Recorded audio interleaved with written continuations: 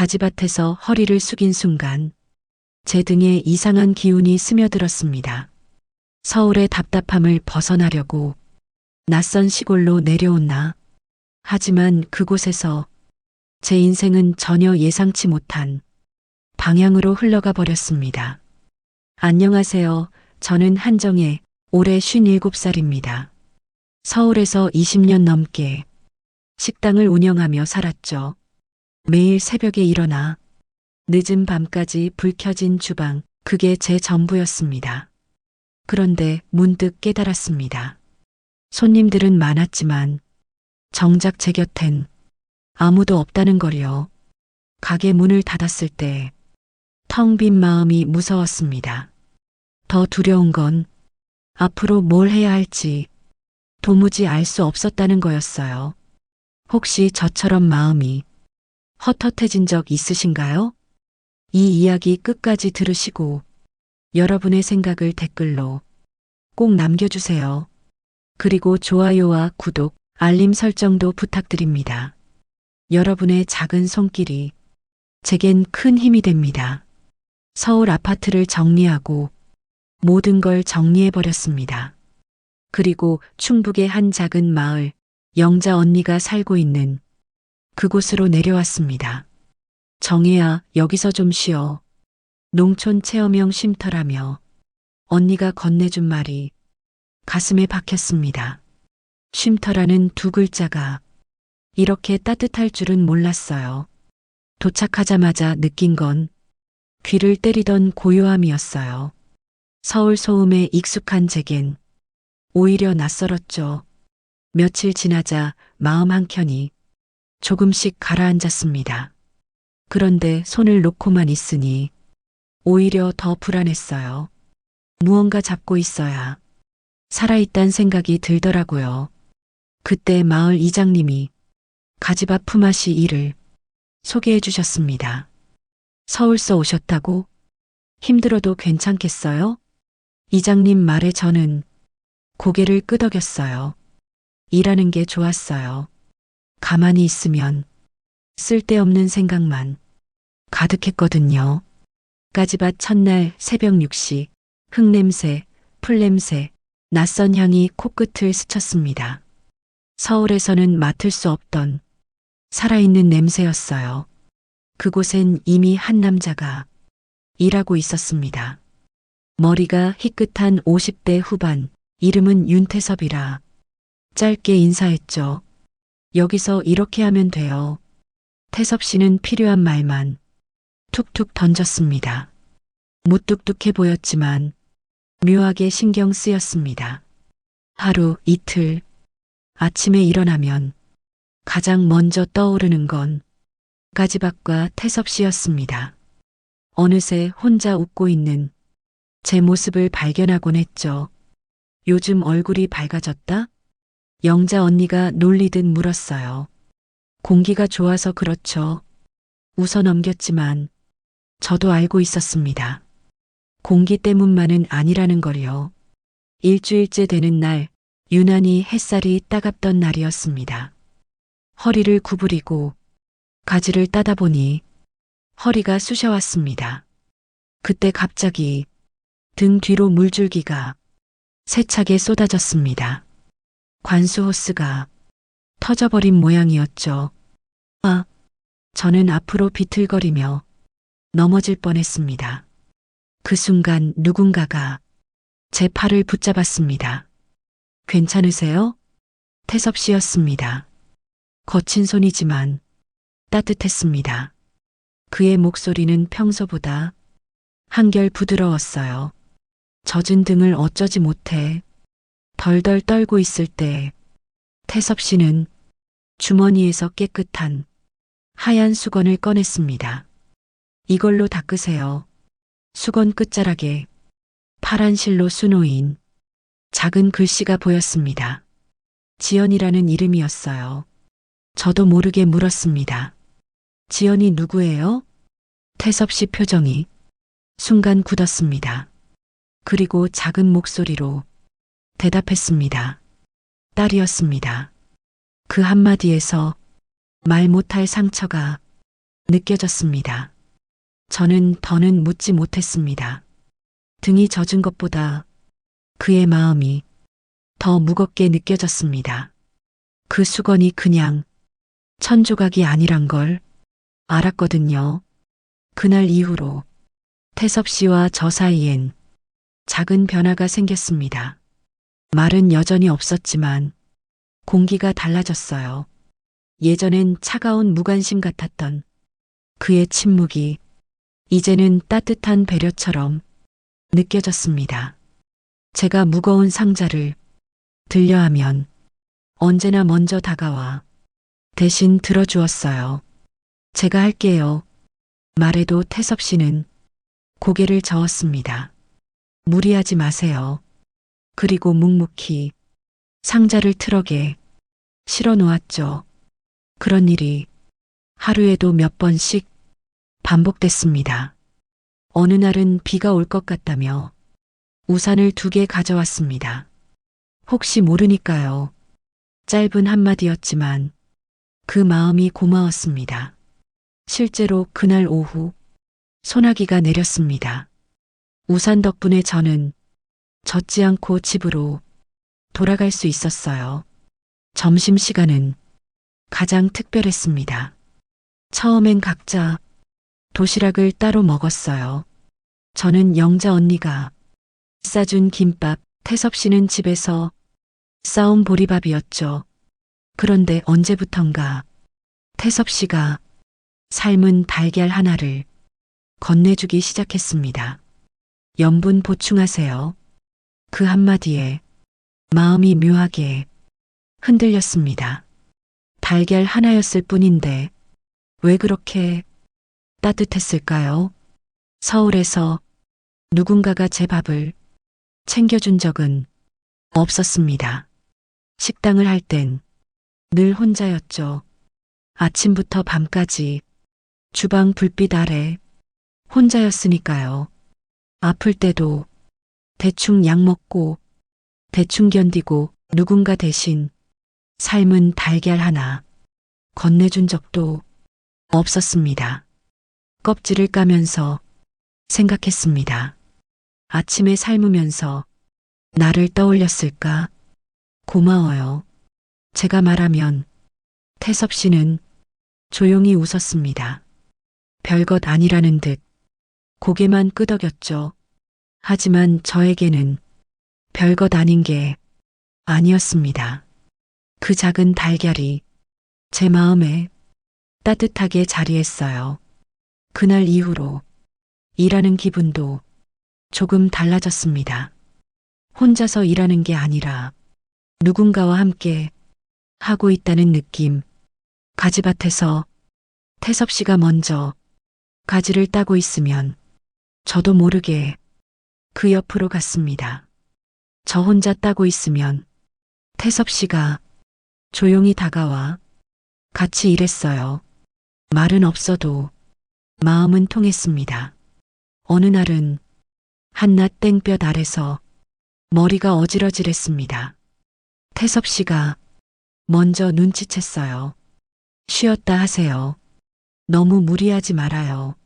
저는 고개를 끄덕이고 그늘을 찾아 한쪽 낡은 창고로 들어갔습니다.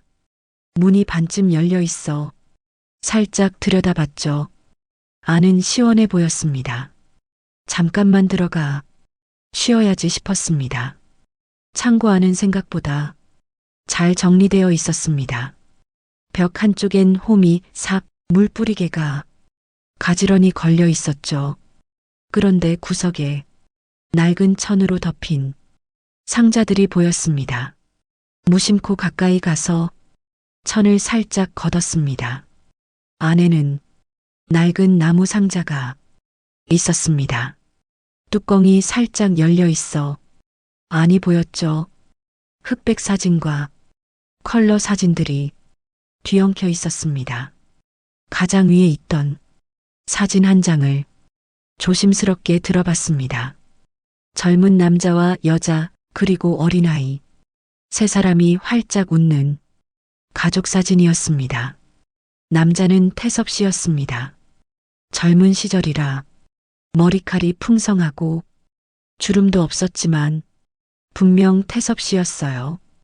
옆에 여자는 환하게 웃고 있었고 그 사이 아이는 활짝 웃으며 손을 흔들고 있었습니다. 아마 딸 지연이겠지. 제 가슴이 괜히 먹먹해졌습니다. 다른 사진들도 조심스럽게 넘겼습니다. 돌잔치, 운동회, 가족여행 사진들. 사진 속 태섭 씨는 지금과 달랐습니다. 웃음이 가득했고 아이를 바라보는 눈빛이 너무 따뜻했어요. 사진 밑엔 무언가 딱딱한 게 만져졌습니다. 은빛 손목시계였습니다. 검은 가죽 밴드가 많이 닳았지만 아직 반짝였어요. 이건 저도 모르게 중얼거렸습니다. 그때 문득 등 뒤에서 기척이 느껴졌습니다. 뒤를 돌아보니 태섭 씨가 서 있었습니다. 제가 사진과 시계를 들고 있는 걸 보고 있었습니다. 그의 표정이 순간 굳었습니다. 아무 말도 없이 그저 저를 바라보고 있었습니다.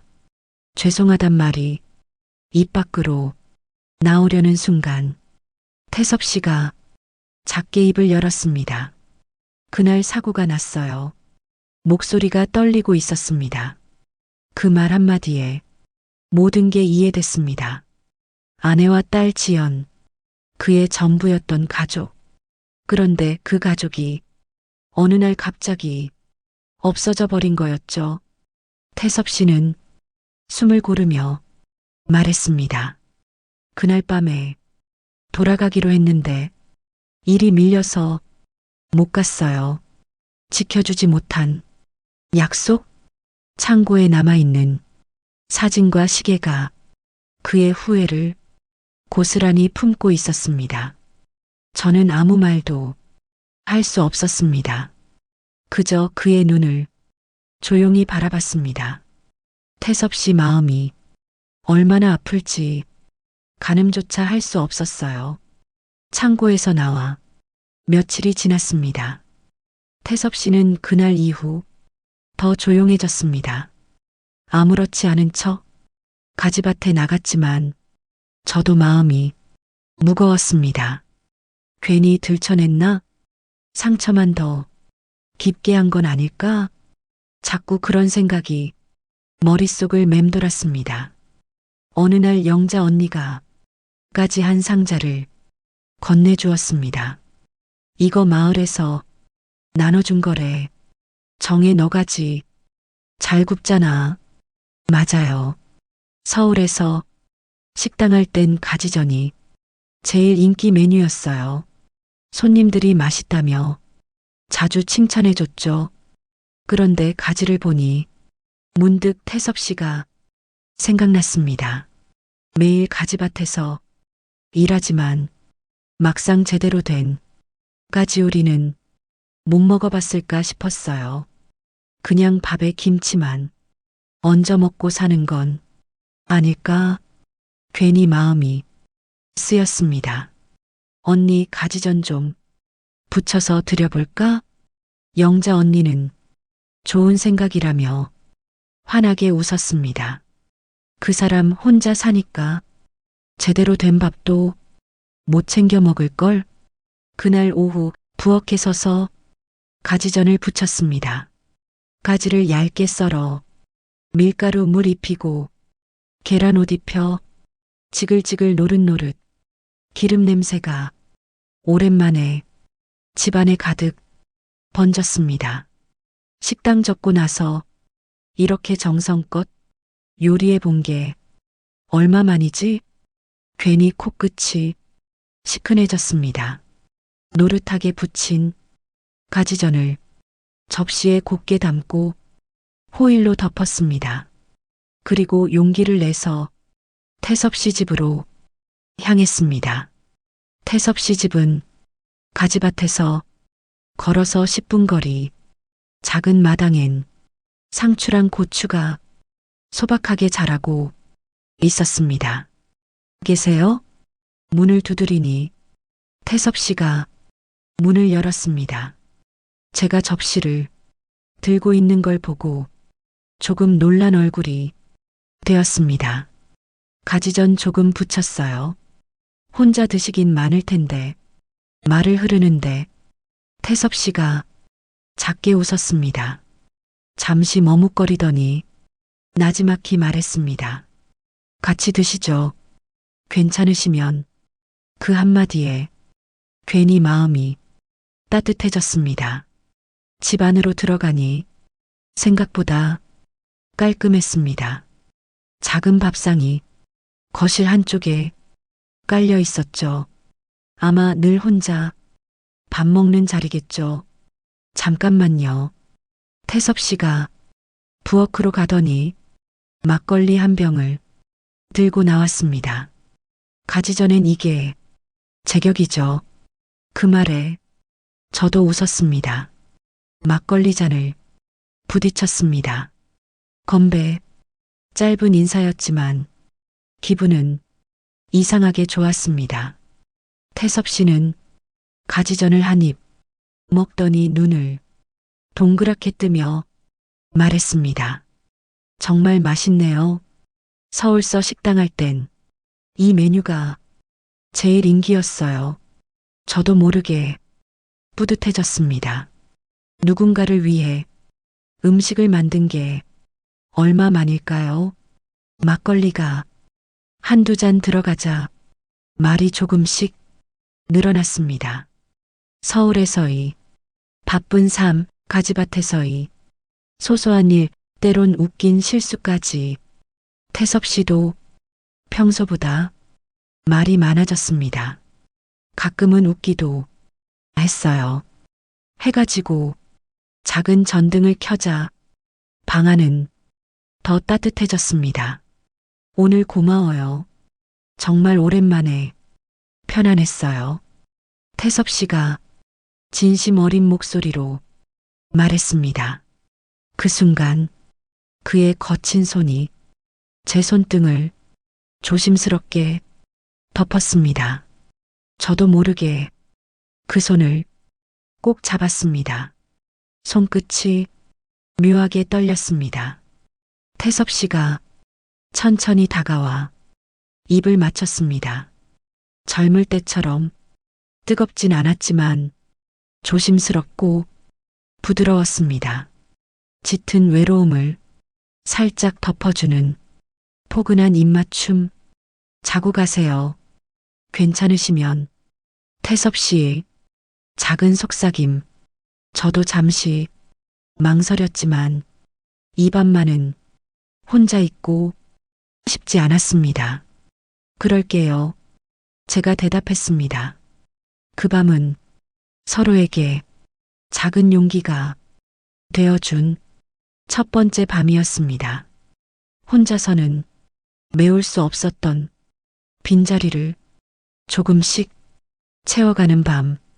그 밤 이후로 며칠간은 정말 행복했습니다. 태섭 씨와 저 사이엔 작은 끈이 생긴 듯 했어요. 가지밭에 나가면 서로 눈길이 자주 마주쳤습니다. 점심시간엔 자연스럽게 나란히 앉아 밥을 먹었죠. 태섭 씨는 전보다 훨씬 많이 웃었습니다. 농담도 가끔 건네왔습니다. 오늘 가지가 유난히 실하네요.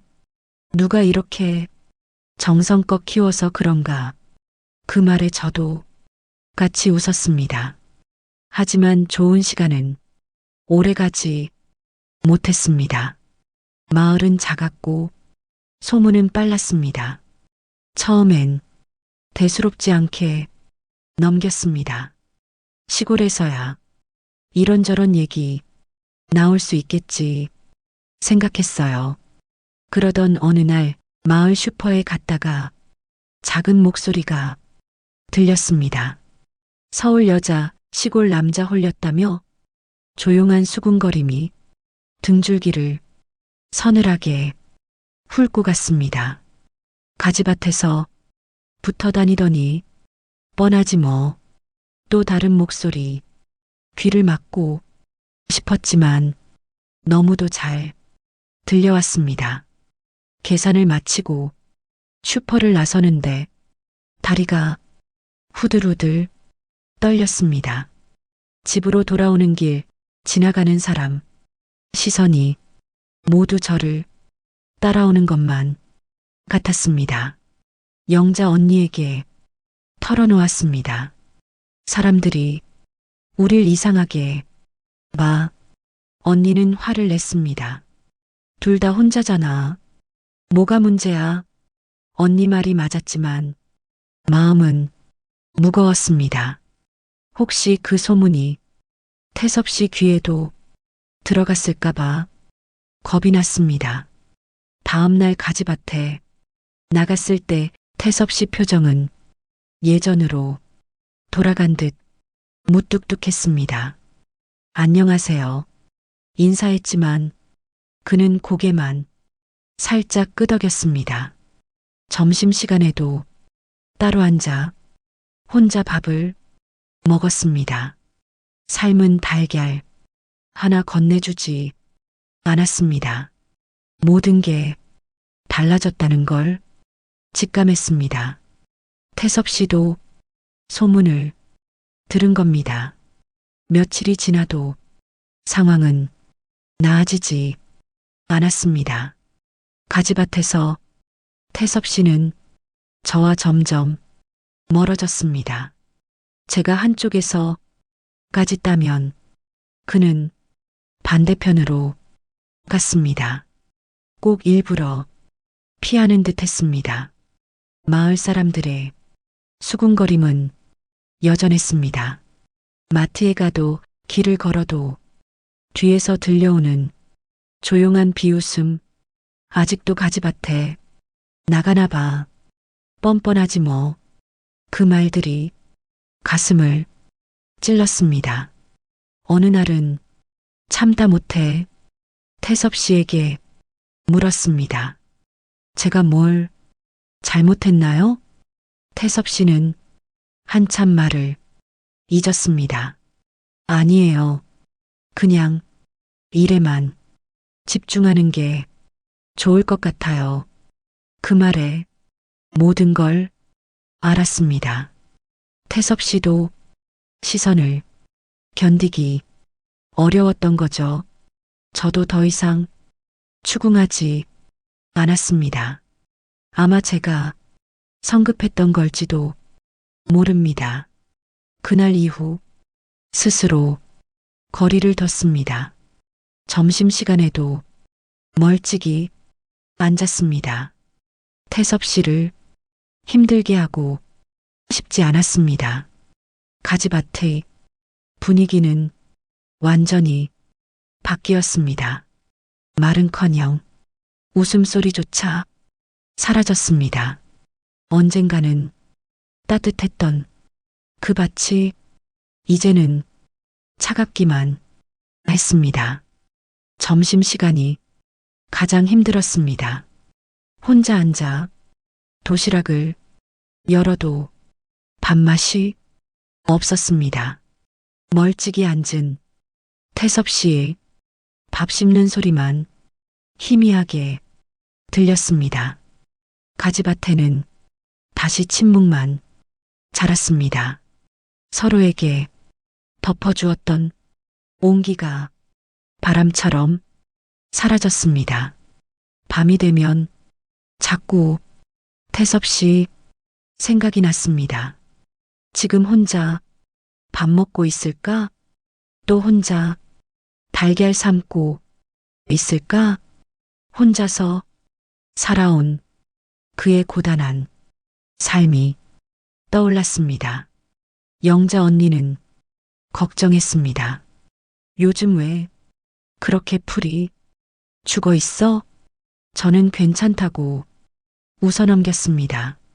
하지만 마음은 점점 더 무너졌습니다.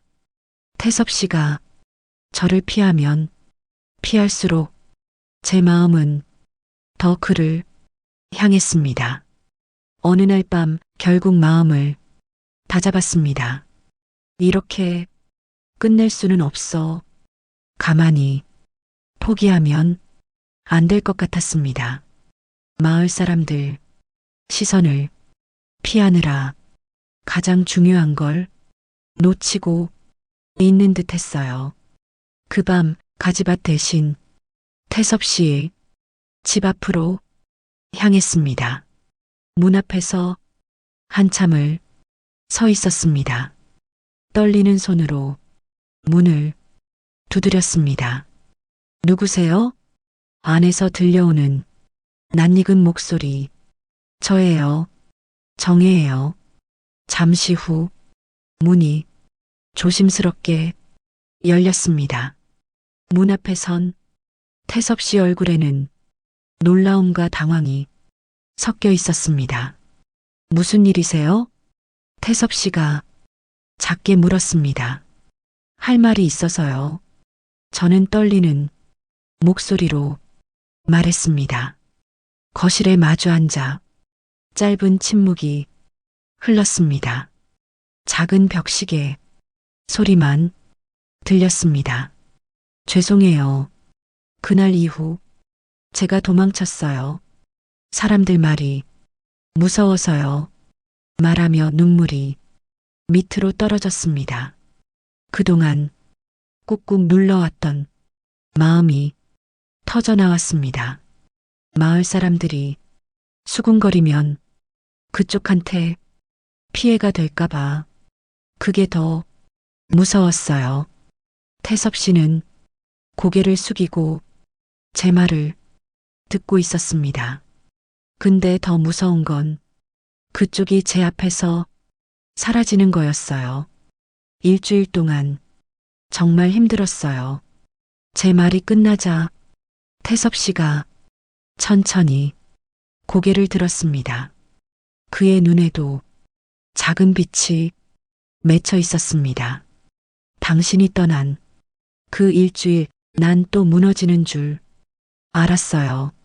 그 말에 제 가슴이 먹먹해졌습니다.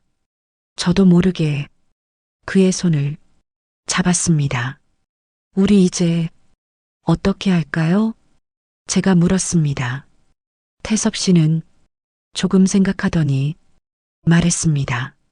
사람들이 뭐라 해도 우리가 행복하면 그걸로 된 거 아니에요? 그 말에 저는 고개를 끄덕였습니다. 맞아요. 이번엔 도망치지 않을게요. 두 사람은 서로의 손을 꼭 잡았습니다. 따뜻한 온기가 손끝에서 가슴으로 번졌습니다. 그날 밤 저는 다시 태섭 씨 집에 머물렀습니다. 하지만 이번에는 의미가 달랐습니다. 서로를 조금 더 깊이 이해하고 받아들이는 밤 몇 달이 지나갔습니다. 계절이 바뀌자 가지밭도 조금 달라졌습니다. 보라색 꽃들이 조용히 피었습니다. 그 꽃들을 보며 문득 생각했습니다. 내 마음도 저렇게 자라고 있구나. 이장님이 마을 빈집을 소개해 주었습니다. 두 분 같이 살면 좋겠어요. 빈집도 사람이 살아야 생기가 나지. 작은 집에서 태섭 씨와 저는 함께 살기 시작했습니다. 처음엔 마을 시선이 조금 신경 쓰였지만 의외로 사람들은 따뜻했습니다. 특히 어르신들은 우릴 오히려 응원해 주었습니다. 전엔 그 밭에서 눈물만 자랐는데 이제 웃음이 자라는 값소.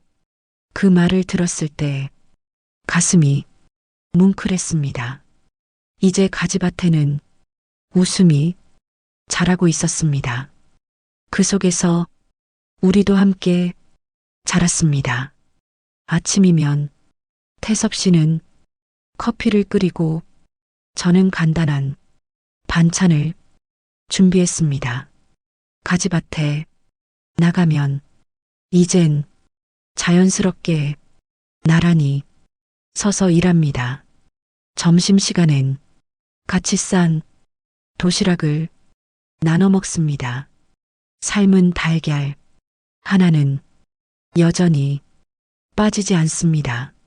저녁이면 작은 거실에 마주 앉아 조용히 TV를 보거나 책을 읽습니다. 서로 말이 없어도 그 자리가 따뜻합니다. 어느 날 보라색 가지꽃을 바라보다 말했습니다. 꽃이 예쁘네요. 태섭 씨가 살짝 웃었습니다. 당신처럼요. 그 말에 저도 모르게 웃었습니다. 젊은 날이 뜨거운 사랑은 아니었습니다. 하지만 조용하고 따뜻한 이 마음이야말로 진짜 함께 사는 것이구나 싶었습니다. 마을 사람들은 우리를 가지밭 부부라 불렀습니다. 이젠 그 말이 부끄럽지 않았습니다. 서울의 바쁜 주방 대신 조용한 가지밭에서 만난 두 사람이 두 번째 봄 이렇게 살 수 있어 참 다행입니다. 여러분은 어떻게 들으셨나요? 이런 작은 인연이 누군가에겐 삶의 봄이 될 수도 있다는 걸 꼭 기억해 주세요. 끝까지 함께 해주신 여러분 정말 감사합니다. 좋아요와 구독, 알림 설정 잊지 마시고 여러분의 따뜻한 생각도 댓글로 나눠주세요. 여러분 덕분에 이야기는 계속 피어납니다.